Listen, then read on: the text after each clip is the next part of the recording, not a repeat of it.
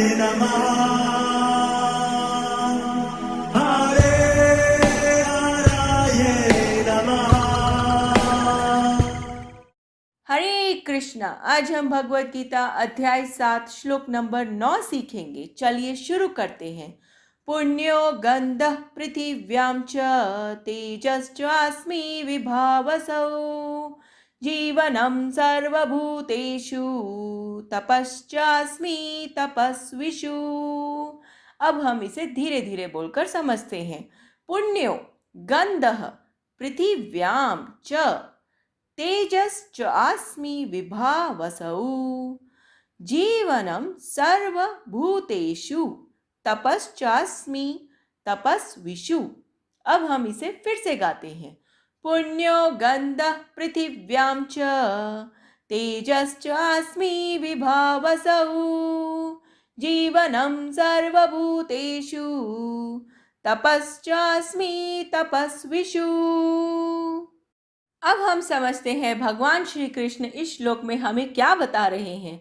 मैं पृथ्वी की आद्य सुगंध और अग्नि की ऊष्मा हूँ। मैं समस्त जीवों का जीवन तथा तपस्वियों का तप हूँ। हरे कृष्णा। चलिए अब हम प्रभु जी से इस श्लोक के बारे में और अच्छे से समझते हैं। हरे कृष्णा। तो यहाँ पर ये दूसरा श्लोक है जहाँ पर भगवान श्री कृष्ण बता रहे हैं कि वह कहाँ कहाँ व्याप्त है। तो बोला पुण्यो गंधः पृथिव्याम, पृथ्वी से संबंधित जो सुगंध है वह भगवान श्री कृष्ण की ही शक्ति है। इसका मतलब हुआ जो आप स्वादिष्ट सुगंधमय पुष्प को जब आप सूंघते हो तो आप स्मरण कर सकते हैं कि ये जो सुगंध आ रही है यह भगवान श्री कृष्ण की ही शक्ति से आ रही है। अभी गर्मियों का सीज़न है, अभी थोड़े समय में आम आने लग जाएंगे। आम को आप सूंघते हैं ना, एक बहुत ही सुगंध आता है। तो जब भी आम खाए, फ्रूट खाने से पहले अगर आप सुगंध लेते हैं तो आप स्मरण कर सकते हैं कि यह वास्तव में भगवान श्री कृष्ण की ही शक्ति से ये सुगंधमय बना है। और तेजश्च अस्मि विभावसौ, जो अग्नि के अंदर ऊष्मा है, हीट है, वह वास्तव में भगवान श्री कृष्ण की ही शक्ति है। और प्रभुपाद जी अपने तात्पर्य में बताते हैं हमारे पेट के अंदर भी अग्नि का निवास है और उसको बोलते हैं जठराग्नि। जठराग्नि का मतलब वह है जिससे हमारा खाना डाइजेस्ट होता है, पाचन क्रिया चलती है। तो वह जो अग्नि का जो तेज है, जो जठराग्नि की ऊष्मा है, वह भी भगवान श्री कृष्ण की ही शक्ति से ऐसा होता है। तो खाना डाइजेस्ट हो रहा है आप सबका, हमारा, तो इसका मतलब ये वास्तव में भगवान श्री कृष्ण की ही कृपा है। क्यों? क्योंकि जो अग्नि जो पाचन क्रिया में सहयोग देती है उसकी शक्ति जो है वह भगवान श्री कृष्ण से प्राप्त होती है। तो कई लोग ऐसा बोलते हैं भगवान की कोई ज़रूरत नहीं है, हम अपना, मैं और मेरा परिवार बस। तो जबकि जो भगवान श्री कृष्ण की भक्ति नहीं करते उनके हृदय में कृतज्ञता नहीं होती। भगवान श्री कृष्ण की वजह से ही हमारा अस्तित्व है और हम उनको ही भूल कर सोचते हैं भगवान की क्या ज़रूरत है। जबकि हर क्षण, हर परिस्थिति में जो कुछ संभव हो रहा है वह भगवान श्री कृष्ण की ही कृपा से संभव हो रहा है। और इसीलिए हमें हमेशा कृतज्ञ होना चाहिए। जो भी वस्तुएं, जो भी क्षमता हमको प्राप्त हुई है, जैसा भी मिला है, हमें उसमें संतुष्ट और प्रसन्न रहना है। और बहुत महत्वपूर्ण बात भगवान श्री कृष्ण बोलते हैं, जीवनम सर्वभूतेषु। इसको थोड़ा समय बाद में बताता हूँ। तपश्च च अस्मि तपस्विषु, जो तप करते हैं।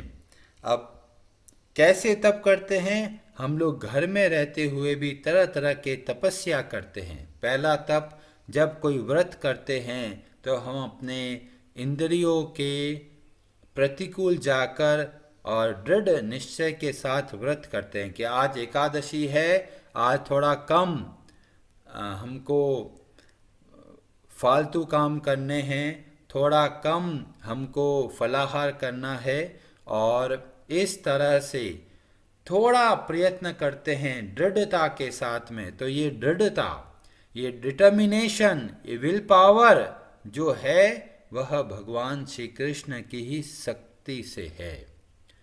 और बहुत सारे लोग कहते हैं विल पावर होना चाहिए, बहुत बढ़िया होना चाहिए, पर इस बात का ध्यान रखना चाहिए जो विल पावर है वह भगवान श्री कृष्ण की ही शक्ति के द्वारा होता है। और बहुत सारे लोग तपस्या करते हैं, कैसे? जैसे कि विद्यार्थी तपस्या करते हैं। क्यों? विद्या अध्ययन के लिए कई देर तक जाग के पढ़ते हैं, बहुत सारी इच्छाओं का त्याग करते हैं। उनके मन में आ रहा है टीवी देख लेते हैं, पिक्चर देख लेते हैं, पर उनको लगता है अरे एग्ज़ाम पास में आ रहा है, तो अपने मन को कहते हैं अभी पिक्चर में टाइम नहीं लगाओ और अच्छे से पढ़ाई करो। तो यह भी एक तप हुआ। बहुत सारे लोग सुबह 8 बजे दुकान खोल देते हैं और रात को 10 बजे तक दुकान में बैठे रहते हैं, बहुत कठिन परिश्रम करते हैं। तो वह भी एक तरह का तप है। और जो तप किया जाता है वो तप करने की क्षमता जो प्राप्त हो रही है वह भगवान श्री कृष्ण की ही शक्ति है। इसलिए हम कुछ कार्य करने में समर्थ हो रहे हैं तो हमें भगवान श्री कृष्ण के प्रति कृतज्ञ होना चाहिए।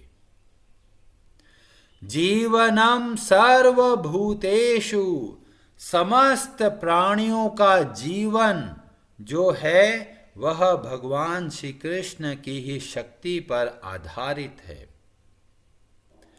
बहुत सारे लोग डरते हैं, अरे ये कोरोना वायरस कहीं मेरे को मार तो नहीं देगा।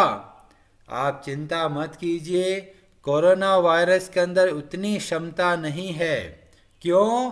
क्योंकि जो जीवन प्राप्त हुआ है वह भगवान श्री कृष्ण की ही शक्ति से हुआ है। डॉक्टर के पास में जाते हैं, डॉक्टर साहब तबीयत खराब है, डॉक्टर दवाई लिख देता है कि ये दवाई ले लो सही हो जाओगे। पर देखा जाता है कुछ लोग तो सही हो जाते हैं और कुछ लोग सही नहीं होते। क्यों? क्योंकि डॉक्टर सर्वसमर्थ नहीं है, औषधियाँ सर्वसमर्थ नहीं है, और जो जीवन चलाता है उसमें भगवान श्री कृष्ण की ही शक्ति कार्य करती है। ये सब निमित्त बनते हैं, डॉक्टर, औषधि, पैसा, ये सब के सब केवल निमित्त बनते हैं, पर वास्तव में जो जीवन चलता है वह भगवान श्री कृष्ण की ही कृपा से चलता है। तो अगर हम जीवित हैं, स्वस्थ हैं, सांस ले पा रहे हैं, तो हमें भगवान श्री कृष्ण को धन्यवाद करना चाहिए कि भगवान आपकी कृपा से ही यह जीवन चल रहा है। हमारा कोई सामर्थ्य नहीं है, अन्य लोगों का भी कोई सामर्थ्य नहीं है कि हमको जीवित रख सके। जीवन और मरण दोनों जो होता है वह भगवान श्री कृष्ण की ही शक्ति से होता है। और इस संदर्भ में मैं आपको एक बताना चाहता हूँ, एक इंसिडेंट, एक घटना, और यह संबंधित है इस्कॉन के फाउंडर आचार्य एसी भक्ति वेदांत स्वामी श्रीला प्रभुपाद जी, उनके प्रति हम बहुत कृतज्ञ हैं कि उन्होंने इतने अच्छे तरीके से भगवत गीता जैसे बहुत ही रहस्यमय ग्रंथ को बहुत सरल बना दिया। उन्होंने तात्पर्य देकर और हमें बहुत अच्छे से समझाया कि वास्तव में भगवान श्री कृष्ण क्या कहना चाहते हैं। आज इस्कॉन पूरे विश्व में बहुत सारे मंदिर है, बहुत सारी फार्म कम्युनिटीज़ है, बहुत लोग शाकाहारी शुद्ध सात्विक गुणों से युक्त हो चुके हैं और जगह जगह पर भगवत गीता का प्रचार होता है। और ये कैसे हुआ? ये बहुत ही अथक परिश्रम के द्वारा। किनका? भक्ति वेदांत स्वामी श्रीला प्रभुपाद जी का। ये बात है 1965 की, 1965। प्रभुपाद जी की आयु उस वक्त थी 69 ईयर्स ओल्ड, 69 वर्ष की आयु में। और उस वक्त वो सोच रहे हैं कि किस तरह से मैं अपने गुरु का आदेश पूरा करूं। उनके गुरु ने बोला था कि आप विदेश जाइए और बहुत सारे लोग जगह जगह पे दुख पा रहे हैं, उनको आप भगवान श्री कृष्ण की भक्ति सिखाइए। और बहुत कठिन, पैसा नहीं है उनके पास, वृंदावन के एक छोटी से मंदिर में रहते हैं और सोच रहे हैं किस तरह से विदेश जाकर कैसे प्रचार करेंगे, कहाँ से सामर्थ्य मिलेगा। एक आयु इतनी क्षीण हो चुकी है, 69 ईयर्स के ओल्ड में तो लोग वृंदावन में आके बसते हैं। वो सोचते हैं प्राण निकले तो वृंदावन की भूमि पे निकले। और प्रभुपाद जी सोच रहे हैं 69 वर्ष की आयु में वृंदावन को छोड़कर विदेश जाने के लिए। क्या मजे करने के लिए जा रहे हैं? नहीं, वो जा रहे हैं दूसरों को दुख को देखकर दुखी होते हैं कि ये बेचारे कितना दुख पा रहे हैं इस संसार में, कैसे उनको भगवान से जोड़ूं। और बहुत परिश्रम करते हैं, पासपोर्ट मिलना बहुत कठिन, स्पॉन्सरशिप चाहिए, कोई अमेरिका में जान पहचान चाहिए जो उनको बुलाए। बहुत कठिनाई से जगह जगह पर बहुत चक्कर काटे। किसी ने बोला हाँ मेरा एक जान पहचान का है, वो आपको लेटर भेज देगा। अब जाने का पैसा नहीं, कैसे जाए? बहुत निवेदन किया, जगह जगह पर घूमे, बॉम्बे गए, वहां पर सिंधिया शिप कंपनी जो थी उसकी जो मालकिन थी उनसे निवेदन किया। उन्होंने बोला मैं भेज दूंगी पर आपकी आयु बहुत है, मुझे नहीं लगता आप जीवित रह पाएंगे, क्योंकि आपका स्वास्थ्य अच्छा नहीं है, आपकी आयु बहुत है। और जो हमारी शिप है वो कार्गो शिप है, वो भार वाहक है, उसमें यात्री लोग बहुत कम जाते हैं, वो केवल माल ढोने के लिए है। प्रभुपाद जी बोलते हैं आप फिर भी मुझे अवसर दीजिए। और बहुत सारे कठिनाइयों को पूर्ण करते हुए फाइनली प्रभुपाद जी को टिकट मिला कि आप जा सकते हैं। सारी फॉर्मेलिटी पूरी हो गई, स्पॉन्सर लेटर आ गया, पासपोर्ट सब कुछ रेडी हो गया। अब वह बैठ गए शिप में। जो शिप है वह कार्गो शिप, और कोई यात्री नहीं है, वो अकेले एक यात्री हैं, बाकी कुछ कर्मचारी है जो शिप का ध्यान रखने वाले हैं। और कलकत्ता से स्टार्ट हुआ यह शिप, जहाज, और थोड़े समय में ही उनको बहुत बीमारी सी होने लग गई, क्योंकि सी सिकनेस, सब जगह पानी, और वो भी खारा पानी की जो हवा है उससे वो धीमे धीमे बीमार पड़ने लग गए। उल्टियाँ हो रही है, सर दर्द हो रहा है, बहुत कठिन समय है। और एक रात उनको भयानक हार्ट अटैक आया, बहुत भयंकर, उनके सीने में बहुत पीड़ा हो रही थी। पर कैसे करके वे जीवित रहे, भगवान का स्मरण करते जा रहे हैं। अगले दिन फिर रात को दूसरा हार्ट अटैक आया। ये ऐसा पल था, अगर एक और हार्ट अटैक आ जाता तो शायद जीवित बचना असंभव था। बहुत कठिन पल, 2 हार्ट अटैक आ चुके और तीसरी रात आरंभ होने वाली है।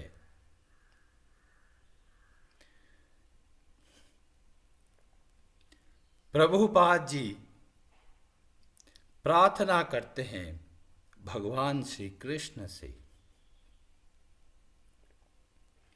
और उनको सपना आता है और सपने में देखते हैं कि भगवान श्री कृष्ण स्वयं उनको एक नाव में बैठा के लेके जा रहे हैं। वो बैठे हैं और भगवान श्री कृष्ण स्वयं नाव चला रहे हैं। और फिर उसके बाद का सफर में कोई समस्या नहीं हुई। ऐसा लगा जैसे भगवान श्री कृष्ण ने आश्वासन दे दिया कि तुम जा रहे हो मेरे कार्य के लिए, तो तुम्हारा दायित्व मेरे हाथ में है। और 30 दिन, लगभग 35-37 दिन का इतना कठिन सफर पूरा करके प्रभुपाद जी पहुंचे अमेरिका की भूमि पर, बॉस्टन में। बॉस्टन के हार्बर में वहां बैठे और उन्होंने एक प्रार्थना लिखी भगवान श्री कृष्ण के प्रति। बहुत सुंदर प्रार्थना है और उसको बंगाली में लिखा है। तो उसको बोला गया, भागवत धर्म मार्किने भागवत धर्म। और प्रभुपाद जी लिखते हैं, हे भगवान, यहाँ कौन है जो आपका उज्जवल चरित्र सुनने को तैयार होगा, पर आपकी जो शक्ति है वो बहुत बड़ी है और सब कुछ संभव हो सकता है। तबे जाड़ी तब कृपा होय अहेतु की। जब आपकी अहेतु की कृपा होती है तो क्या होता है, सकलई ए संभव, ये सब कुछ संभव हो सकता है। हे भगवान, मुझे नहीं पता मैं इस अज्ञात देश में क्यों आया हूं, मेरा क्या उद्देश्य है, मुझे कुछ नहीं पता। जो कुछ संभव है केवल आपकी ही कृपा से संभव है। मेरे अंदर कोई योग्यता नहीं है। अमी दीना हीना कोनो शक्ति नहीं। कैसे मैं उनको सिखाऊंगा आपका ज्ञान, कैसे उनको भक्त बनाऊंगा? मेरे अंदर कोई योग्यता नहीं है, शक्ति नहीं है। हे भगवान, आप ही उपाय कीजिए जिससे ये आपकी ओर मुड़े, जिससे ये आपके शुद्ध भक्त बने। और वह प्रार्थना उन्होंने डायरी में लिखी, जो डायरी बाद में भक्तों को मिली, और उन्होंने ऐसा लिख के बताया कि प्रभुपाद जी ने कितना क्रंदन करते हुए प्रार्थना करी है। तो भक्त बनाना बहुत कठिन है। हम अपने परिवार में ही देखते हैं कौन सुनता है भगवान के बारे में। और उस वक्त 1965 जहां पर हिप्पी कल्चर था, लोगों को तो कृष्ण के बारे में भी पता नहीं था। उनको भगवान श्री कृष्ण का बहुत शुद्ध भक्त बनाया। सुबह 4 बज के उठकर बहुत सारे लोग भगवान श्री कृष्ण के नाम का जप करने लगे। तो इस कथा से हमें बहुत सारी बातें सीखने को मिलती है। प्रथम, जो हमारा जीवन है वो दवाइयों पर आश्रित नहीं है। उसके मूल के अंदर भगवान श्री कृष्ण है। अन्यथा इतने हार्ट अटैक आने के बाद में क्या कोई व्यक्ति जीवित रह सकता है? फिर भी प्रभुपाद जी जीवित रहे। इतने लोगों को भक्त बनाना बहुत कठिन है। हम भी सोचते हैं अगर एक कोई परिवार में भक्त बन जाए कितनी बड़ी बात है। और प्रभुपाद जी ने न जाने कितने लोगों का जीवन परिवर्तन किया, उनको कितना शुद्ध भक्त बना दिया, और वो आज अपने हृदय में बहुत कृतज्ञ है। प्रभुपाद जी ने इतना कठिनाइयों का सामना करते हुए वो किस लिए आए? वो आए केवल हमारी भलाई के लिए। और फिर भी लोग कुछ ना कुछ बुरा बोलते रहते हैं प्रभुपाद जी के प्रति कि भगवत गीता उन्होंने अच्छे से नहीं लिखी। पर जब आप गहराई से देखते हैं तो आपको पता चलता है प्रभुपाद जी ने भगवत गीता में इतनी विलक्षण बातें लिखी है जो बहुत कम ऐसे गीता के तात्पर्य आपको देखने को मिलेंगे। इसलिए हमारा बहुत बड़ा सौभाग्य है कि हमें ऐसे फाउंडर आचार्य श्रीला इस्कॉन ये प्रभुपाद जी के द्वारा लिखी भगवत गीता को पढ़ने का अवसर प्राप्त हो रहा है। आप विचार कीजिए कि हम कितने भाग्यशाली हैं। यह भगवत गीता अर्जुन को भी दूसरी बार वैसी ही सुनने को नहीं मिली।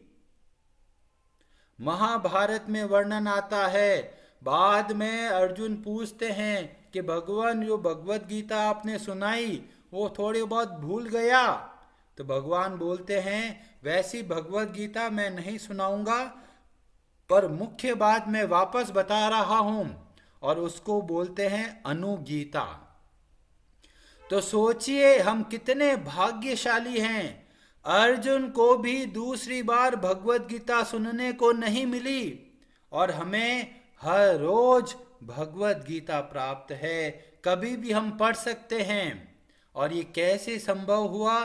प्रभुपाद जी ने हमें प्रेरणा दी, हर जगह पर भगवत गीता का प्रचार कीजिए। हर घर में भगवत गीता होनी चाहिए। आप उसको अच्छे से अध्ययन कीजिए। और इस तरह से उनकी प्रेरणा से हम सब यही प्रयत्न कर रहे हैं कि हम भी भगवत गीता अच्छे से समझें और अन्य लोगों को भी अच्छे से सिखाएं और हमारा जीवन सार्थक बनाएं। हरे कृष्णा जी, आप सबका बहुत बहुत धन्यवाद। हरे हराये नमः।